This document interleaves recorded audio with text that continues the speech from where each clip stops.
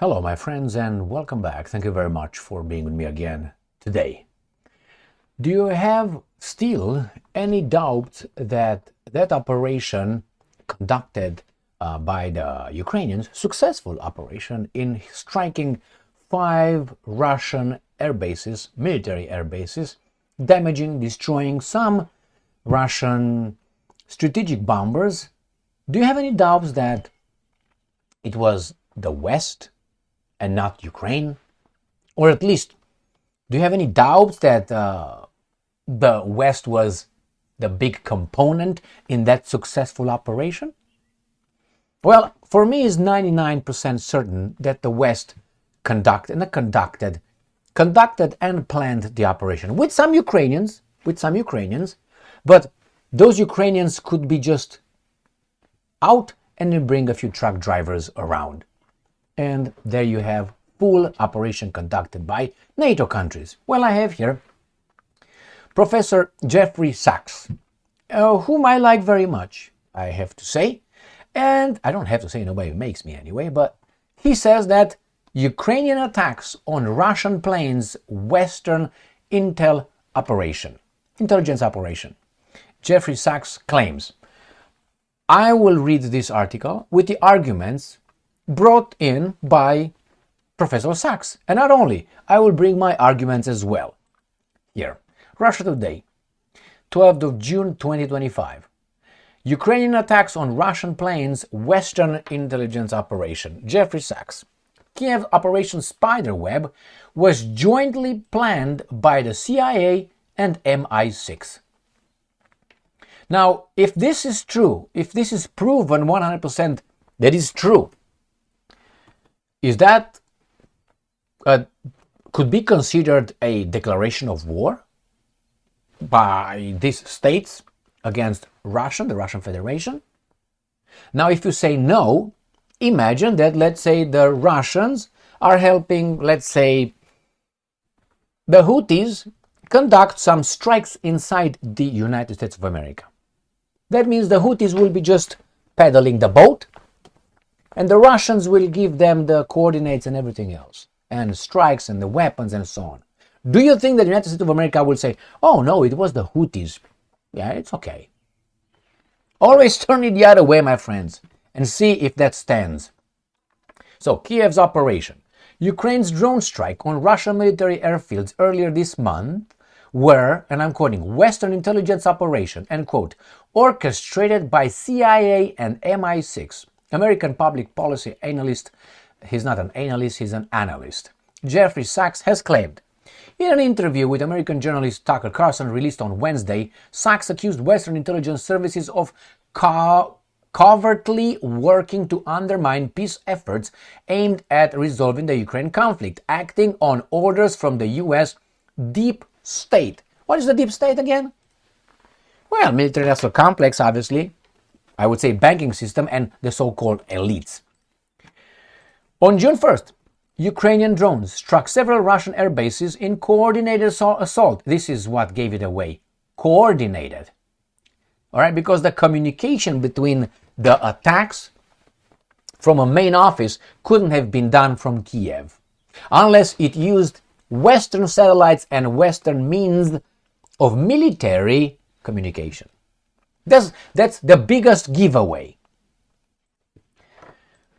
All right, across 5 regions, from Murmansk in the north to Irkutsk in Siberia, which Ukrainian leader, from Murmansk in the north, Irkutsk in Siberia. Do you know the distance? Let me show you. Right there, I think it's clear enough. Okay, this is Europe here, right there, and this is the Russian Federation. So Murmansk, we go to Murmansk, I think they go up here in the north. That's where they go. They hit something exactly right here by Finland and Norway. This is Finland, this is Norway. That's where they hit in this area. From Ukraine. Now Ukraine is right here. So from here, they struck here. Now, I'm not saying the drones flew from Kiev, but they brought the drones through the Russian territory up to the area where they were activated somehow in the same time as others were activated in northeast of Moscow here, and then southeast of Moscow here, and then it was one over here, and it was one far away, my friends, and where is it? I think this is what it is, the area. So from this area here in Siberia, remember, from here they coordinated with here, they coordinated with two more here in Moscow. So that's 1, 2, 3, 4, 5. They were here because one was by the Caspian Sea, somewhere around here. Okay, so this is what these guys did. This is the point. All that coordinated from Ukraine, they all knew to start it at the same time. And who actually operated those drones? There has to be one drone, one person. I guess. No? So then you have, let's say, 50 drones here. Let's say 20.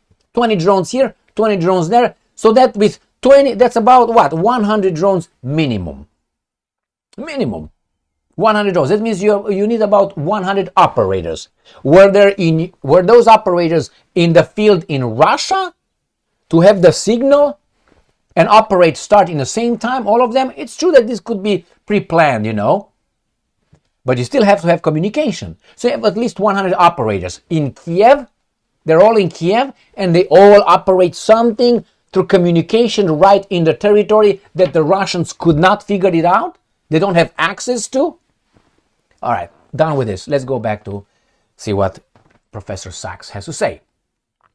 Kiev claimed that around 40 Russian military aircraft were damaged or destroyed, including long-range bombers. Moscow has dismissed the numbers and extent of damage, saying some of the aircraft were damaged, but that it was minimal and will be repaired. I don't think so. I saw videos. So anyway, it added that most of the drones were intercepted. Okay, the attacks were reportedly carried out using commercial trucks rigged with explosive-laden drones smuggled into Russia.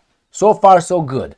Asked whether Security Service of Ukraine, SBU, could have executed such a large-scale attack on its own, Sachs replied, and I'm quoting, "Of course not." Now, it doesn't mean that if Professor Sachs said that, it's the law. All right? And this I'm quoting Sachs. "This was a Western intelligence operation, without question," he said, adding that the plan was likely prepared in secret by CIA with the help from the British. Now, I don't like this. Was likely. Likely.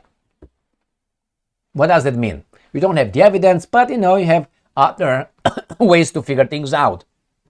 Sachs was also asked whether US President Donald Trump, who has been actively mediating peace efforts, could have been unaware. He replied that the CIA is, quote-unquote, self-operating and out of control, and has not been held accountable by Trump or previous presidents for over 50 years. He believes the agency answers to the, and I'm quoting, deep state and military companies that fund its operations. Deep state is the profiteers' interest. Sachs called the attacks reckless escalation that risks a direct confrontation between the two nuclear superpowers. And I'm quoting, "Whether or not the White House knew, the operation itself is completely reckless and alarming because attacking part of the nuclear triad in this way is a step towards nuclear Armageddon. In the end, we can't control Ukraine." I don't think so. I think we can. But they can't fight without the US. That's true. That's true. Western officials have denied involvement in the attacks. Russian investigators have launched probe, and the Russian military has since targeted strategic military sites across Ukraine, including weapon boo. So, this is the biggest giveaway, the communication between these guys. You can bring answers and so on. I'm not saying this could not have been coordinated by the Ukrainians only, but I give them a very small percentage, 1%, 2%, 3%. About that. It's not impossible.